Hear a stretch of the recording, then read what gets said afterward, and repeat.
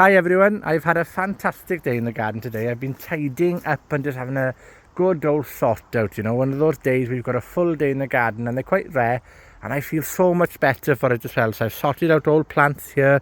There's a bench full of pots here, that's all been sorted and stored. I've moved some compost over, still got plenty of digitalis there to find a home. I've mowed and strummed around all the beds here. I've planted this up with some pak choy, rocket and lettuce. Got some more to plant tomorrow when I'm filming with Pnawn Da.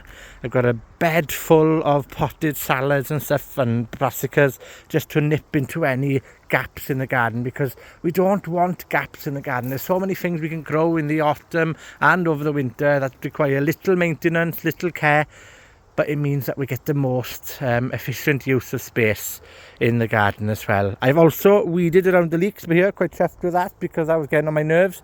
Weeded around the broccoli over there. I've cleaned up the brassicas. I'm going to clear out this greenhouse completely tomorrow and plant it with winter salads.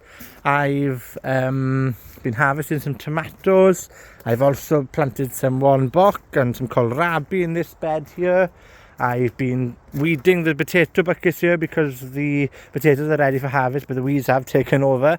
So those are what I've done. I've got these still to do, but that's my potato harvest for the winter, so I can store them. Hopefully they'll be okay, because they did suffer some damage after the fallen ash tree by here. I've also pulled up the potatoes that I planted in the soil as a trial as well, so that bed's ready to plant up. I need to sort out the courgettes here because they're past their best. But yeah, it's been flat out and I'm really chuffed because I needed to get these things done, and hopefully the season will slow down a bit now and we can get some of the plants in. But now I'm going to have a shower, a nice cup of tea and settle for the night. Hwyl fawr.